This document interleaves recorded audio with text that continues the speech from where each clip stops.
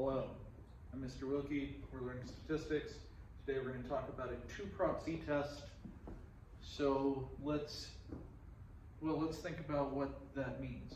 So if we're looking at two-prop z-test, we're checking out the difference in proportions. So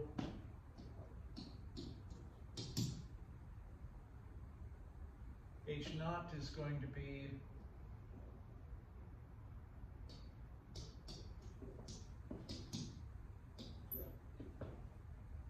that there's no difference. HA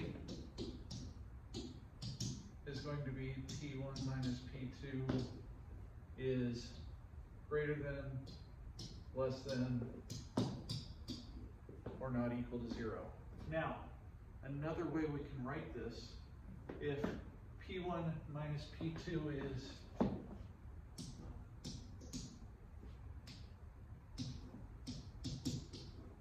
algebraically, we could just add P2 to both sides,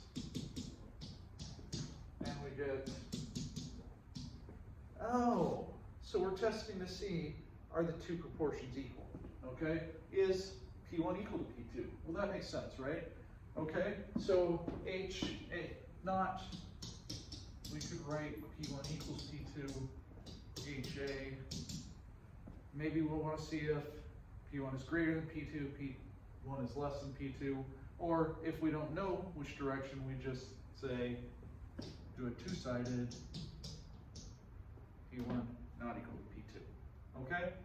So that's what our hypotheses are going to look like. All right, let's talk about conditions.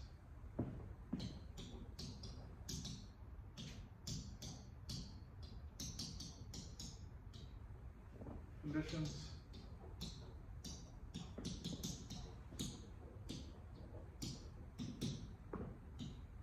SRS independent, right? Always random. Two samples, they're going to have to be independent, right? We can't say, see if they overlap. It doesn't make any sense, okay? So SRS independent. What else?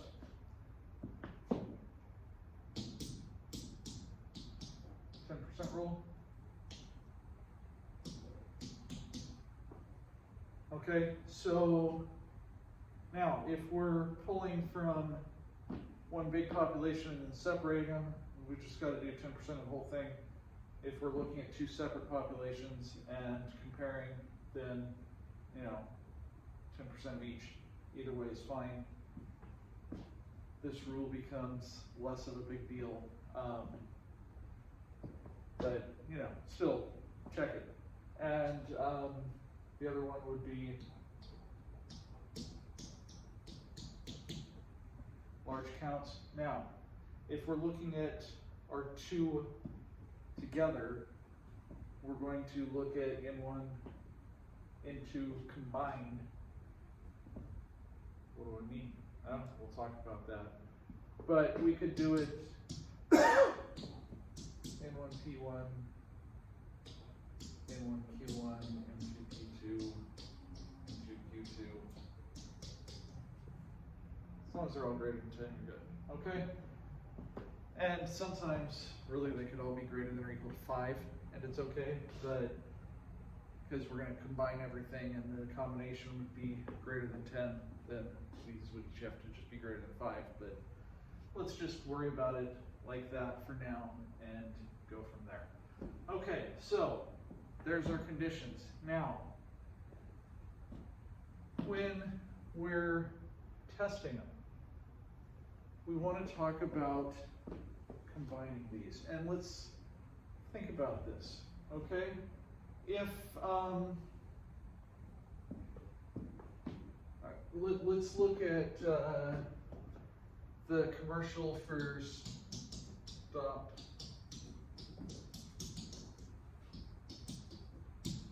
Smoking Aid, okay? Claims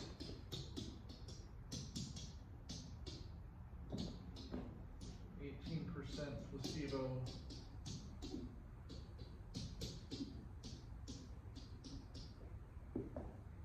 44% quit using the drug compared to 18% with the placebo. Now, could that mean?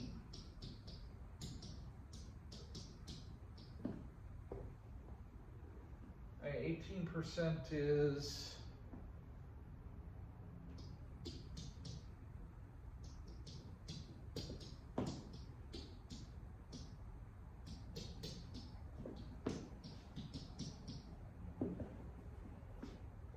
2 out of 11 on the placebo, 4 out of 9 on the drug. Could that be so?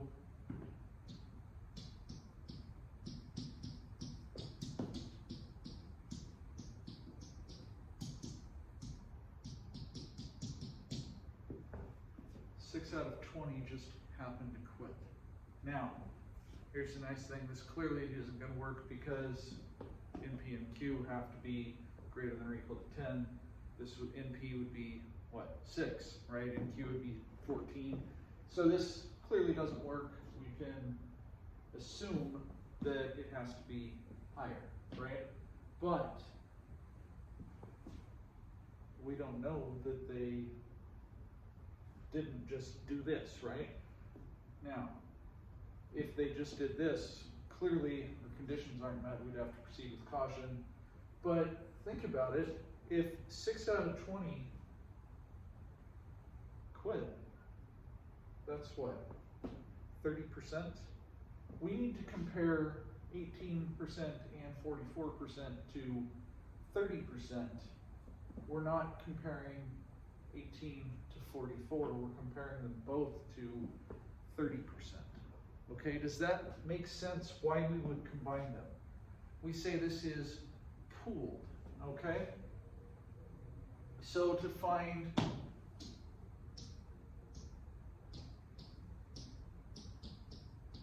is p hat combined or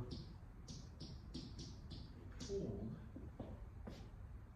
sorry, pooled p hat, it's just x1 plus x2. So I did 2 plus 4 was 6, 11 plus 9 was 20. That's my pooled p hat I got was 30%. Okay?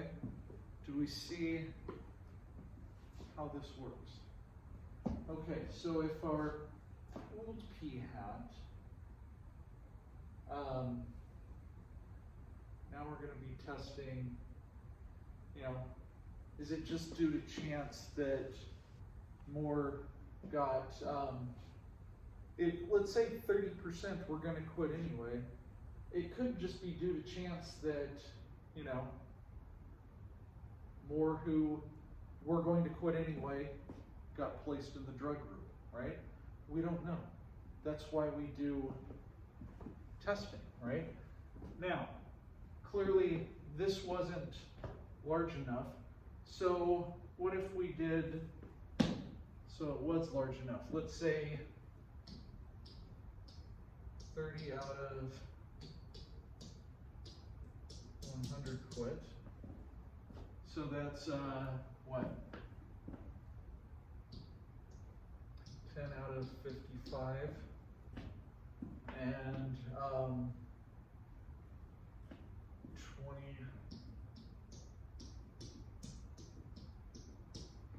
out of 45. Okay? Same percentages, right? But now our conditions are met. So let's assume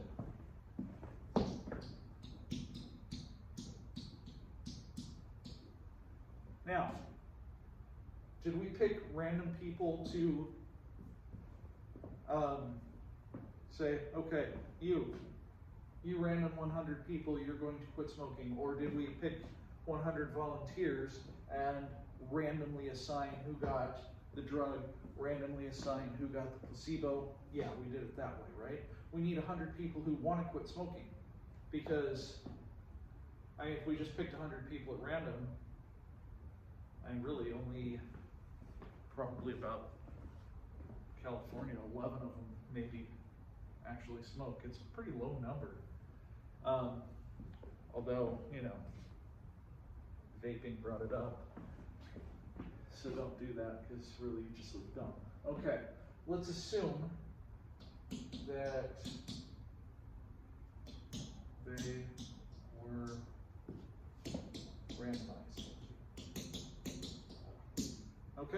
So let's do the test. What is our,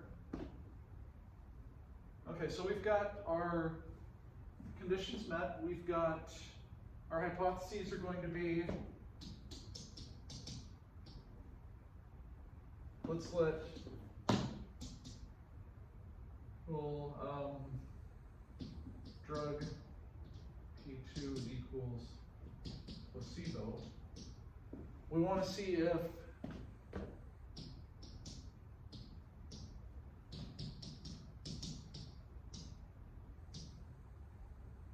the proportion of people who quit is higher with the drug than the placebo, right?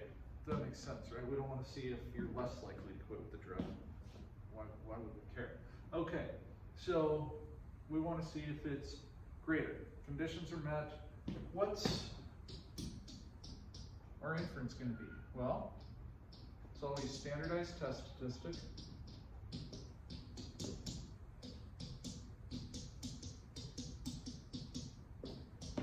Statistic minus parameter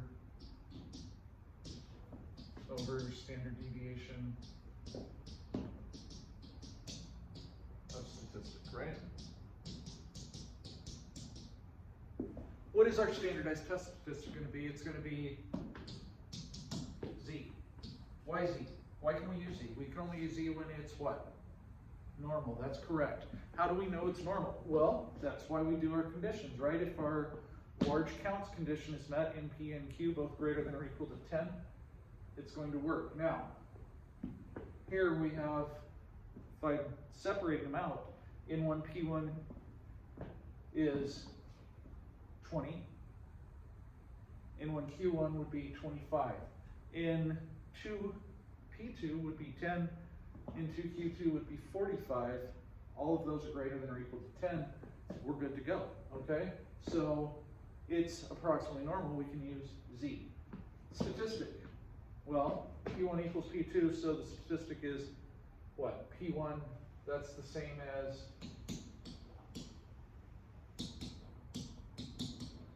that, right? So our statistic is P1, or P hat 1 minus P hat 2.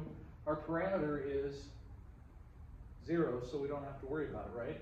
Statistic minus parameter is, we're seeing if it's 0, so we don't have to worry about that, okay?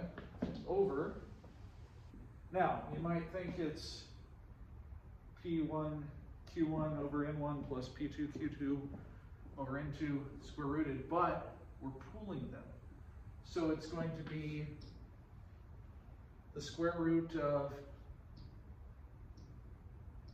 P hat C, that's the combined, right?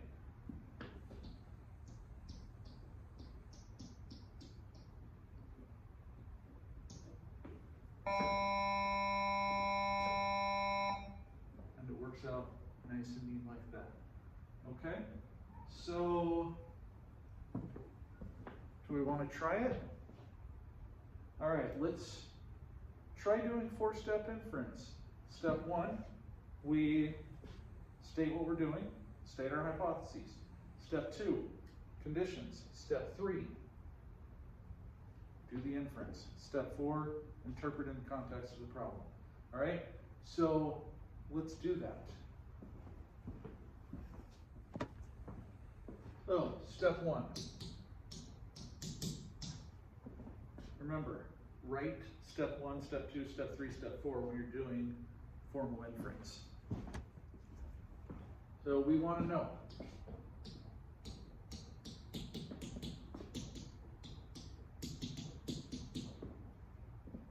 if the stop smoking drug actually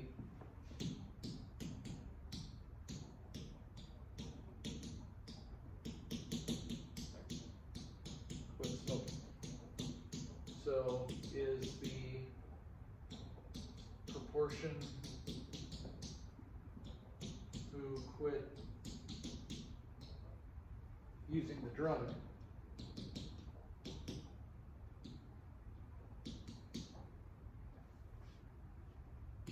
higher than the proportion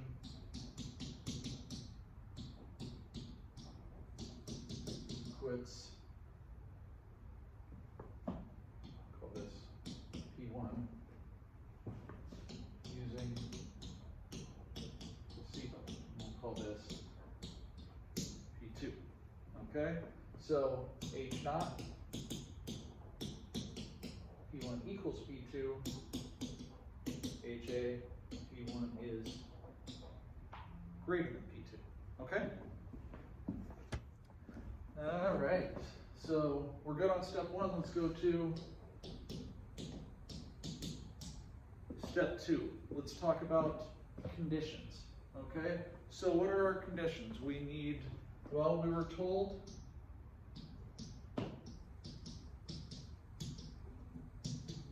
the two groups were randomly assigned. Okay? There are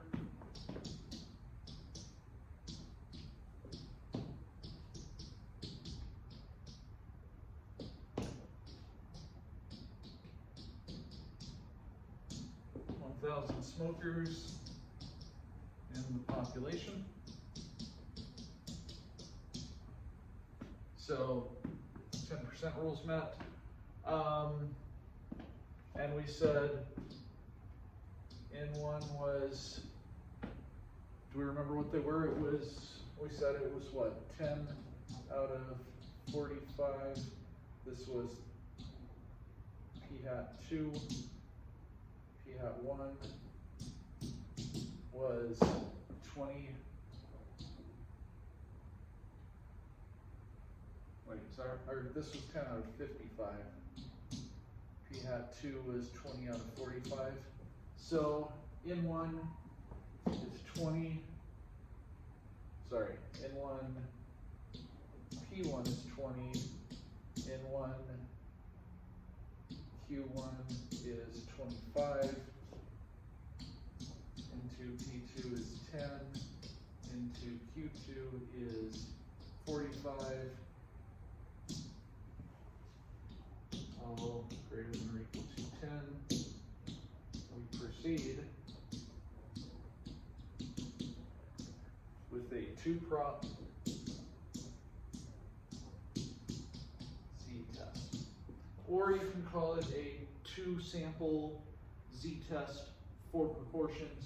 Either way is fine. Okay? Are we good on step 2? Perfect. Let's go step 3. Step 3. All right. P hat 1 minus P hat 2, so that's going to be 20 out of 45 minus 10 out of 55, or 0.44 minus 0.18, right? Okay.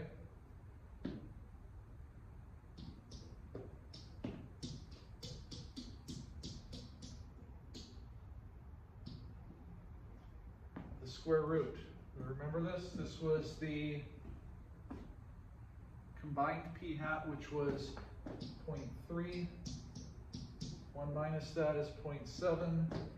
1 over 45 plus 1 over 55. Will our calculator do this for us? Absolutely it will. Should we use our calculator for this? Yes, we should. Will I show you how that works? Yeah, let's see how that works. Let me switch over to the calculator. All right, so here's our calculator. Clearly we hit stat. So we want to go to stat, go over to tests. We're going to do our two-prop z-test, which is number 6, which means my buttons are weird again. So let's stat. I'll just hit everything over here so it actually works. So I will hit stat, go over to tests. It's two-prot t-test is number 6. So let's hit that. We had, what did we have? We had, what, 20 out of 45. We had 10 out of 55. And we're looking at P1 greater than P2. So we hit calculate. And there it is. So P1 greater than P2, Z is 2.85, P-value is 0.002178, P hat 1, P hat 2, P hat, this is our pooled P hat, that's 0.3, okay? So there we go, Z is 2.85, write this down, Z equals 2.85 and P-value is 0.00, we'll call it 22. And let's go back to our step 3. So we had 0.44 minus 0.18 over this, and that was equal, we said Z was 2.85, which gave us a P-value of So what do we know about this p-value? Well, it's low. If the p-value is low, we reject the null hypothesis, right? So, step 4.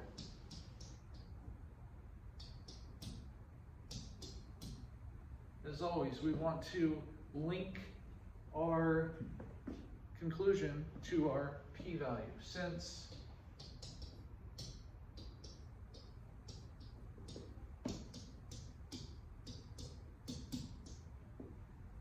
our p-value is low. We didn't state an alpha level, but we probably don't need one, right? Since our p-value is so low, we reject H0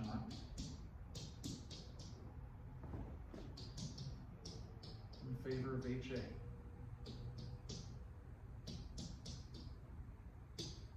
Remember, H0 was that they were the same, HA was that P1 was greater, so we reject H0 in favor of HA. There is statistically significant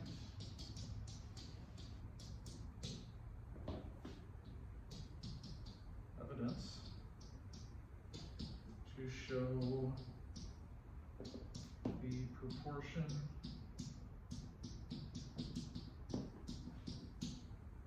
of people who quit smoking